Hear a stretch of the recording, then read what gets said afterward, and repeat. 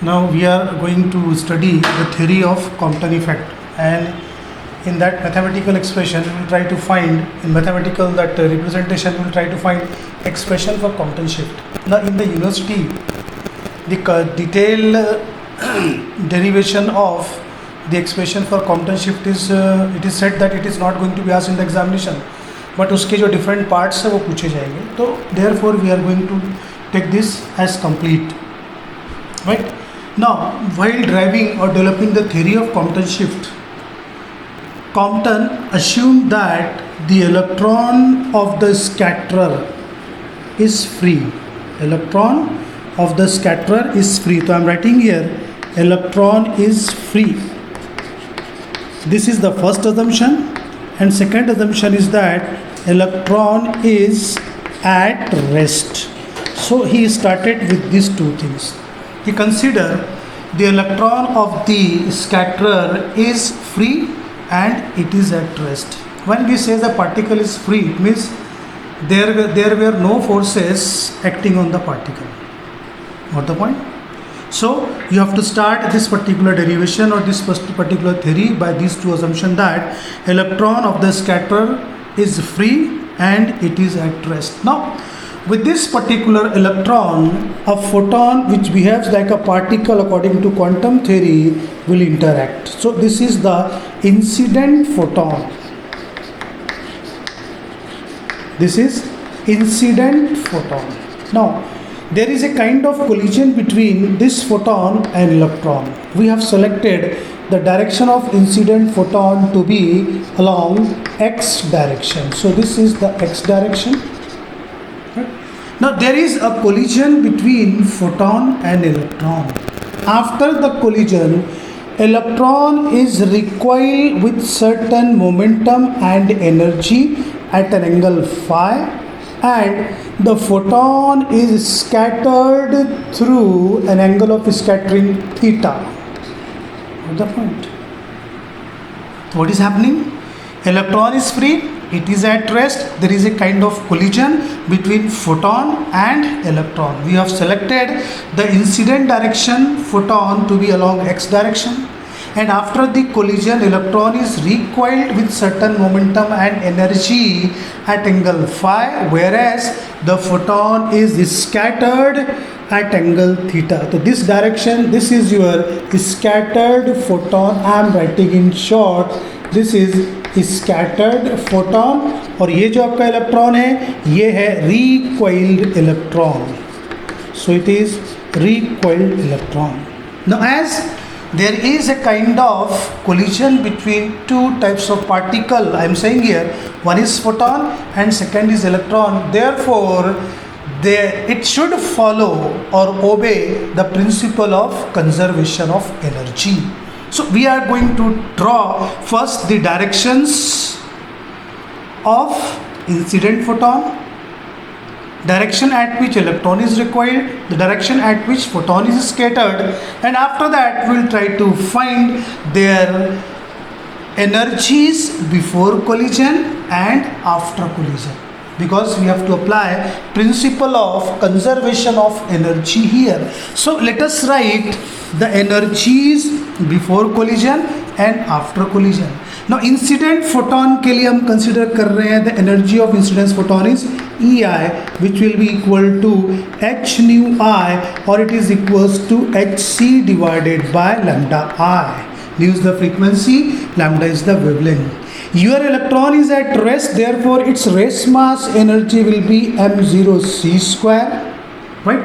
If the wavelength of scattered photon is lambda f and its energy is EF, it will be equal to h nu f, or it is equals to hc divided by lambda f, and electron is recoiled with energy E is equals to under root p square c square plus m0 square to the power 4. Yesterday we have find the relation between energy and momentum of a microscopic particle. Electron is the microscopic particle, therefore after recoilition electron will not be at rest, it takes certain amount of energy, that is E will be equal to under root p square c square plus m0 square to the power 4, where p is the momentum. So this is the picture of the pre-collision and post-collision. Now if you are asked to apply the principle of conservation of energy, तो आपको देखना पड़ेगा collision से पहले photon और electron की energy कितनी थी और कोलिजन के बाद में फोटोन और इलेक्ट्रॉन की एनर्जी कितनी है. तो pre collision energy will be equal to post collision energy. Therefore if you are going to apply principle of conservation of energy, principle of conservation of energy, तो उसके लिए आपको लिखना पड़ेगा energy of electron and photon before collision, energy of electron and photon, this is before collision. This should be equal to the energy of electron and photon after collision. So this will be the method according to which we are applying principle of conservation of energy. It is after collision. Now let us write one by one. What is the energy of, first we will write for photon, the energy is hc divided by lambda I, plus for electron m0 c square, it will be equal to energy of photon, it is hc divided by lambda f, plus इसका energy है under root p square c square plus m0 square c to the power 4, equation number 1. Examination में 2 mark 3 mark का question पूछा जा सकता है कि explain the principal of conservation of energy taking place in Compton effect. तो आपको ये छोटा सा डायग्राम ड्रॉ करना पड़ेगा, 2 कंडीशंस लेनी पड़ेगी आपको, electron is free, it is at rest, और उसके बाद में according to this particular direction आपको pre collision energy of electron photon will be equal to post collision energy of electron photon, और बाद में ये आपको इक्वेशन मिलेगी. यहाँ तक लिख दिया इक्वेशन 1 तक along with this particular diagram, you will get full marks. Now if you are going to derive the expression for Compton shift, तो इस इक्वेशन को हम सॉल्व करेंगे पी स्क्वायर के लिए. ये टिप बता रहा हूँ, इसे याद रखना. It is a trick of this particular bigger derivation. वो थोड़ा सा बड़ा लेंथी डेरिवेशन है, उसका आपको मैं क्या बता रहा हूँ, एक ट्रिक बता रहा हूँ कि ये जो कंजर्वेशन ऑफ एनर्जी का इक्वेशन आता है इसको हम सॉल्व करेंगे पी स्क्वायर के लिए. कैसे सॉल्व करेंगे, लेट अस सी. वो सॉल्व करने के लिए हम यहाँ पर जा रहे हैं. You have to concentrate over here. My equation is like this. तो मैं क्या करने वाला हूँ, ध्यान दीजिए. मैं लिखने वाला हूँ under root P square C square plus m0 square to the power 4 will be equal to, इसको एज इट इज़ लिखा, इसको मैं इस साइड में ट्रांसफर कर दूंगा तो मुझे मिलेगा H C divided by lambda I minus H C divided by lambda F, plus एक टर्म यहाँ पे कौन सी मिली, it is m0 c square. Got the point. यहाँ से हम निकालेंगे h c कॉमन निकाल लिए, हमको क्या मिल रहा है 1 divided by lambda I minus 1 divided by lambda F, ये ब्रैकेट के अंदर मिल गया, प्लस m0 c स्क्वायर. तो इक्वेशन क्या मिली हमको इक्वेशन मिली है p square c square plus m0 square to the power 4 equal to S C into bracket 1 divide by lambda I minus 1 divide by lambda F plus m0 c square. This is my equation number 2. Now squaring equation number 2 both the sides, squaring 1 we get. अब यहाँ पे क्या मिलेगा, इसका जब हम square करेंगे तो हमको मिल जाएगा P square C square plus m0 square to the power 4 will be equal to, this is a plus b. तो आपको पहले लिखना पड़ेगा a square that is S C into bracket 1 divide by lambda I minus 1 divide by lambda F, और ये whole square आप इसको करेंगे, this is a square plus b square, it is m0 square to the power 4 plus twice ab, तो twice hc right that is, और इसके साथ में ब्रैकेट आएगी है, मैं इसके नीचे लिख रहा हूँ 1 divided by lambda I minus 1 divide by lambda F, ये इसके साथ में आ गया, दैट इज ट्वाइस a हो गया ये into b, that is m0 c square. तो you will find that from here m0 square to the power 4, m0 square to the power 4, यहाँ से आपका क्या हो गया, ये कैंसिल हो गया. Got the point. अब इस इक्वेशन को हम लिख रहे हैं p square c square is equals to, अब हम यहाँ से c स्क्वायर को बाहर निकाल लेंगे तो हमको मिलेगा c square into bracket h into smaller bracket 1 divide by lambda i minus 1 divided by lambda f, ये ब्रैकेट क्लोज और ये होल स्क्वायर, और यहाँ से मिल रहा है plus twice, you will see plus twice hc into m0 into c square, ये मिल गया, और इसके साथ में आपको ब्रैकेट मिल रही है 1 divide by lambda i minus 1 divide by lambda f. तो यू विल नोटिस दैट यहाँ से c स्क्वायर कॉमन निकालेंगे, यहाँ से c स्क्वायर कॉमन निकालेंगे तो ये भी कैंसिल, ये c स्क्वायर कैंसिल, ये c स्क्वायर कैंसिल, आपको मिला p square is equals to, अब इसको मैं कैसे लिख रहा हूँ, I am writing h divide by lambda i minus h divide by lambda f, इसका होल स्क्वायर, इसको अंदर कर दिया, plus twice m0c into h यहाँ पे किया, और ये ब्रैकेट में आएगा 1 divided by lambda i minus 1 divided by lambda f. This is my equation number ए.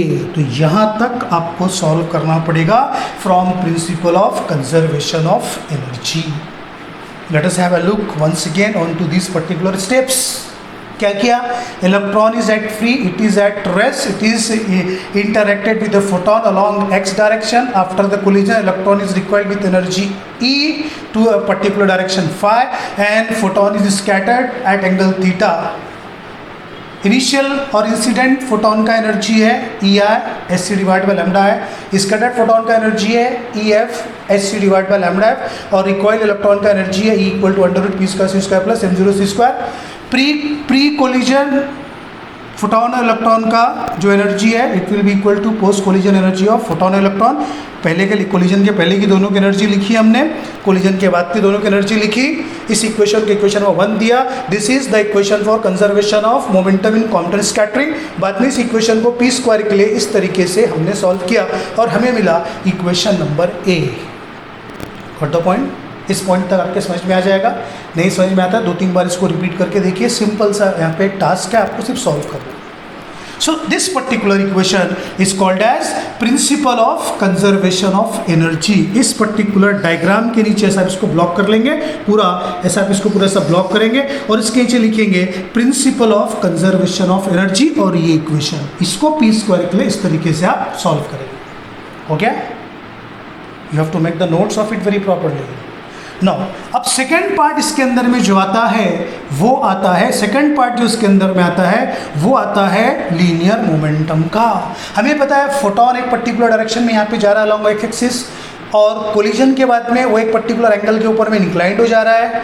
जो आपका इलेक्ट्रॉन है वो भी एक पर्टिकुलर एंगल के ऊपर में रिकॉइल हो जा रहा है. तो अब इलेक्ट्रॉन का आफ्टर रिकोलेशन मोमेंटम है p, हमें पता है फोटोन की मोमेंटम क्या रहेंगे. अब हम देखेंगे कि मोमेंटम, लीनियर मोमेंटम जो कि एक वेक्टर क्वांटिटी है, उसको आप किस तरीके से अलोंग द 2 डायरेक्शंस आप रिजॉल्व करेंगे. क्यों बोल रहा हूँ 2 डायरेक्शन, ये एक x डायरेक्शन है, लेकिन यहाँ पे जब एक एंगल पे चला गया तो इसका x कंपोनेंट भी मिलेगा, इसका y कंपोनेंट भी मिलेगा, यहाँ पे भी इस मोमेंटम का x कंपोनेंट भी मिलेगा और y कंपोनेंट भी मिलेगा. इसलिए हमको पहले देखना पड़ेगा resolution of linear momentum in Compton collision. इसको क्या बोलते हैं, कॉम्पटन इफेक्ट का जो कोलिजन हो रहा है फोटोन और इलेक्ट्रॉन के बीच का, उसमें रिजोल्यूशन ऑफ लीनियर मोमेंटम हम देखेंगे. वो एक वेक्टर क्वांटिटी है, यहाँ पे 2 डायरेक्शंस रहेगी, x डायरेक्शन और y डायरेक्शन. फिर हम दोनों डायरेक्शन के अंदर में कंजर्वेशन ऑफ लीनियर मोमेंटम को अप्लाई करेंगे.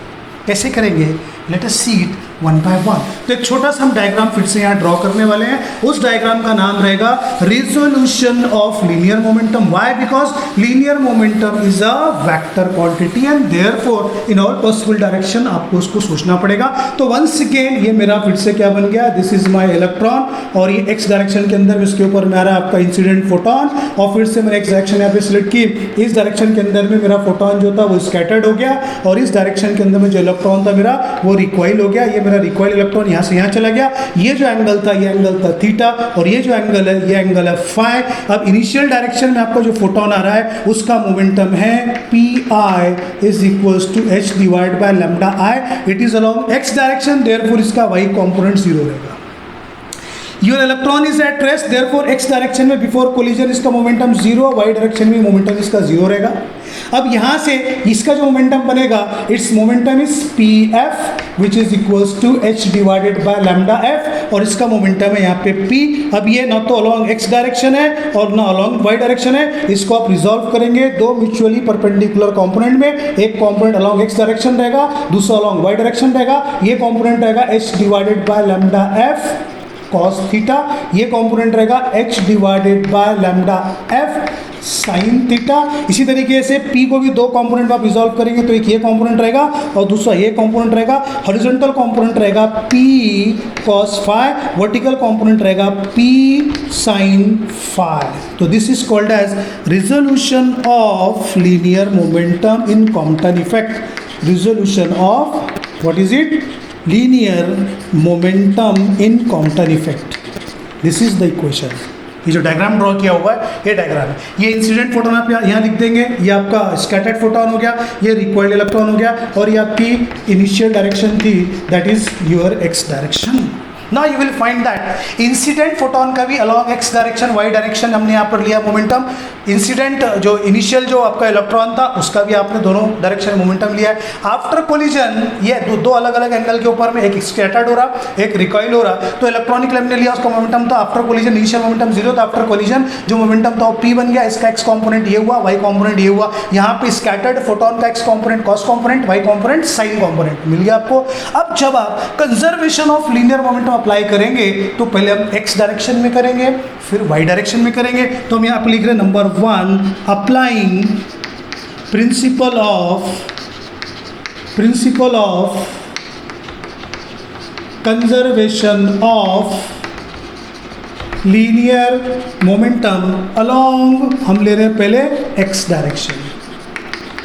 हमने क्या लिया पहले?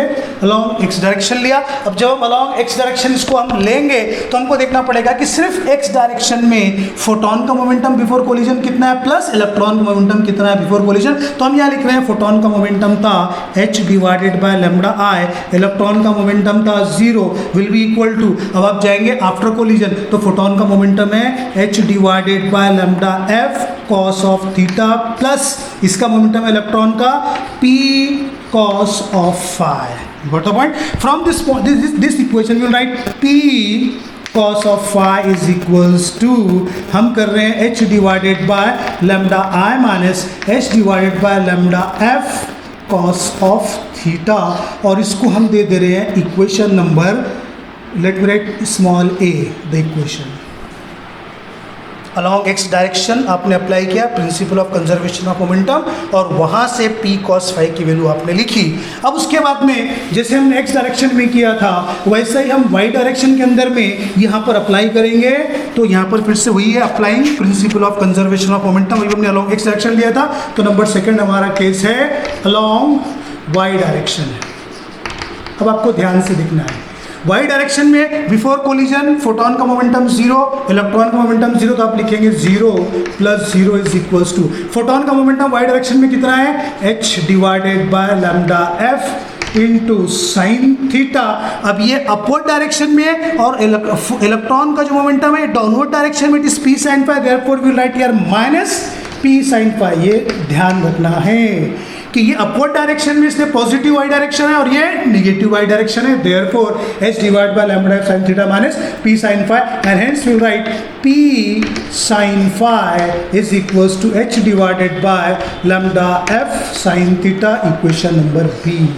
तो अगर से एग्जाम के अंदर में क्वेश्चन पूछा जाता है कि in Compton scattering the resolution and conservation of linear momentum को एक्सप्लेन करो, तो ये डायग्राम ड्रॉ करना है अलॉन्ग एक्स डायरेक्शन, ये इक्वेशन लिखकर इक्वेशन ए लाना है, अलॉन्ग वाई डायरेक्शन इसे लिख के इक्वेशन बी लाना है। अब आपके पास में ए और बी दो इक्वेशन मिल गई है। अब आप इन दोनों इक्वेशन को देख के बड़ी आसानी से बता सकते हैं कि हमको अगर से ये जो इक्वेशन है p cos phi और ये इक्वेशन है p sin phi, इसको p स्क्वायर के लिए सॉल्व कर रहे हैं तो हम लिखेंगे squaring and adding, squaring and adding equation A and B. तो ए को स्क्वायर करेंगे, लेफ्ट हैंड साइड को हमने स्क्वायर किया p square cos square phi plus p square sine square phi will be equal to, पहली equation हमारे पास में थी, ये ब्रैकेट है हमारे पास में, ये H divided by lambda I minus H divide by lambda F, साथ में क्या है कॉस थीटा, ध्यान से लिखना है, इट्स स्क्वायर प्लस ये टर्म कौन सी आपके पास में,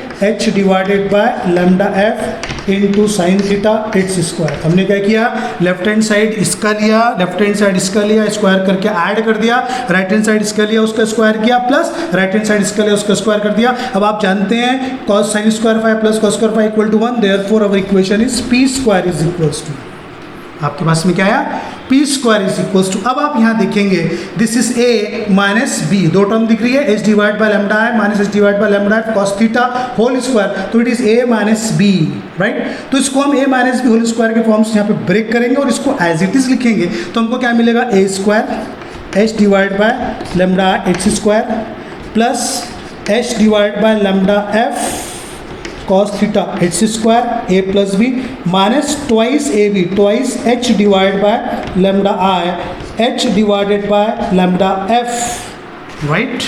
ये हो गया a, अब b क्या था, it is cos theta plus ये हो गया a square plus b square minus twice A B plus ये जो पहले से चल रहा है h divide by lambda f sine theta whole square. Got the point? Now see in this equation, h divided by lambda f cos theta whole square, h divided by lambda f sin theta whole square। अगर से यहाँ से आप h divided by lambda f square constant निकाल लेंगे तो आपको मिलेगा cos square theta plus sin square theta, and therefore I will write here p square is equals to h divided by lambda I h square as it is। इन दोनों से हम लिख रहे हैं plus h divided by lambda f whole square minus twice H square, multiply कर देंगे lambda I lambda F और यहाँ पे मिला आपको cos theta. Got the point? Yes. अब हम क्या करने वाले हैं, A square plus B square, दिख रहा है A square plus B square, इससे हम बनाने वाले हैं A minus B whole square. तो हम लिख रहे हैं यहाँ पे H divide by lambda I minus H divide by lambda F whole square. हमको क्या करना पड़ेगा इसके साथ में, minus two A be adjust करना पड़ेगा, तो हम लिखेंगे plus twice A B plus twice H into H divided by lambda I lambda F, मिला आपको ये ट्वाइस ए बी। इसको आपको क्या करना पड़ेगा, माइनस से आपने अंदर किया तो उसको कंपनसेट करने के लिए प्लस करना पड़ेगा, परफेक्ट स्क्वायर बनाया ना इसको, तो इसको करना पड़ेगा। और यहाँ पे पहले से लिखा हुआ है minus twice H square it is cos theta divide by lambda I lambda F. इसको एक स्टेप और हम सॉल्व कर लेंगे तो हमको मिलेगा यहाँ से H divided by lambda I minus H divide by lambda F whole square, दिख रहा है। अब यहाँ ध्यान दीजिए, ट्वाइस एच स्क्वायर यहाँ पे भी है, यहाँ पे भी है, नीचे में लैम्डा है लैम्डा एफ यहाँ पे भी यहाँ पर भी है, तो हम यहाँ कांस्टेंट निकालेंगे plus twice H square divided by lambda I lambda f, bracket में यहाँ से मिलेगा 1 माइनस यहाँ से मिलेगा cos theta. So this is my equation number, I will write capital B. You will notice that once again by applying the principle of conservation of linear momentum after taking its resolution in both the direction we have solved for the same momentum square, that is p square। हमारा previous equation जो a था वो भी था किसके लिए, p square के लिए था, और ये जो equation b आया ये भी था p square के लिए। अब अगर से हमको कॉम्पोनेंट शिफ्ट का फॉर्मूला निकालना है तो हम equation a जो पहले लिखा हुआ था और equation b दोनों को हम इक्वेट कर देंगे, और इक्वेट करने के बाद में उसको जब सॉल्व करेंगे तो हमको लैम्डा एफ माइनस लैम्डा आई का फॉर्मूला मिल सकता है। तो पहले आप यहाँ तक इसको एक बार देख लीजिए कैसे हमने सॉल्व किया। अलोंग एक्स डायरेक्शन आपने conservation of principal of conservation of linear momentum को अप्लाई करके पी कॉस फाई लिखा। अलोंग वाई डायरेक्शन यहाँ पे याद रखना नेगेटिव लिखा हुआ है, यहाँ से पी साइन फाई निकाला, फिर ए स्क्वायर प्लस बी स्क्वायर करके हमने पी स्क्वायर के लिए पूरा वर्कआउट किया। ये आपको प्रैक्टिस करना पड़ेगा। And you will get p square is equals to h divided by lambda I minus h divided by lambda f plus twice h square divided by lambda I lambda f 1 minus cos theta। Got the point? Now अब हम equation b हमारे पास में है, अब हम recall करने की कोशिश करते हैं कि हमारा इक्वेशन नंबर a जो था, जो कंजर्वेशन ऑफ एनर्जी से लिया गया था, वो इक्वेशन क्या था। अगर से आप उसको देखेंगे तो will find your equation is p square it is equals to h divide by lambda I minus h divide by lambda f, इसका होल स्क्वायर था यहाँ पे। राइट। फिर यहाँ था plus twice m0c into H divided by lambda I lambda f. I think this was the equation. इसके अंदर में और एक टर्म होगी, that is there might be another term, तो मुझे याद नहीं आ रहा, I have to see it. बहरहाल ये दो टर्म आपके पास से मिल गई है, h divide by lambda I minus h divide by lambda F whole square plus twice m0c into h divide by lambda I into lambda f. So जब हम इन दोनों को, this was my equation number A और B को जब हम equate करेंगे तो ये इसको आप भी कर सकते हैं अपने तरीके से, equating A and B. What did we get? I am writing here I am writing पहले मैं लिख रहा हूँ h divide by lambda I minus h divide by lambda f it's square plus twice m0c into h divided by lambda I lambda f, it will be equal to h divided by lambda I minus h divided by lambda f its square। यहाँ पे एक term missing आ रही है, okay, तो I will do it, just wait for a minute, I will check it out, then we will do it। Got the point? We will do it now। You can see the corrected equation A was h divided by lambda I minus h divided by lambda f plus twice m0c into bracket h divided by lambda I minus h divided by lambda f। ये हो गया। तो इस equation A और equation B दोनों को हम equate करेंगे, तो वी आर इक्वेटिंग है। तो I am writing first this equation h divide by, see है very properly, h divide by lambda I minus h divide by lambda f whole square plus twice m0c into bracket h divide by lambda I minus h divide by lambda f। ये हो गया, ये equation ए हो गई। ये और equation B के आपके पास में, it is equals to, I am writing equation B here, it is equals to h divided by lambda I minus h divide by lambda f it's square, और आगे में क्या है plus, I am writing here plus, ये equation में लिख रहा हूँ twice h square divided by lambda I lambda f into bracket क्या मिल रहा है आपको 1 minus cos of theta. You can see this equation, ये ब्रैकेट के square twice h square divide by lambda I lambda f 1 minus cos theta.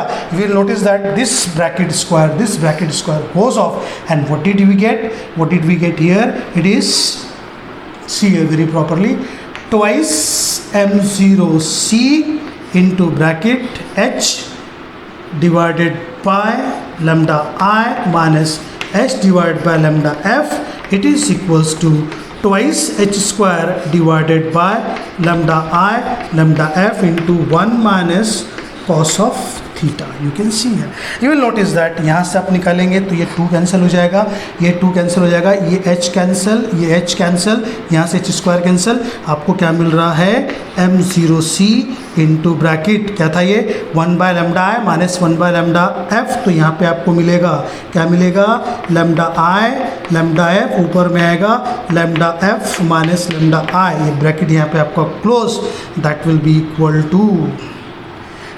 Equal to यहाँ से एक h गया हुआ है h into bracket 1 minus cos theta, ये दिख रहा है आपको, and it is divided by lambda I lambda f. You notice lambda I lambda f cancel, आपको यहाँ से क्या मिल रहा है lambda f minus lambda I is equals to H, as it is नीचे चला जाएगा h divided by m0c into bracket 1 minus cos theta. So this is the required expression for complex shift, because we know that lambda f minus lambda I is delta lambda.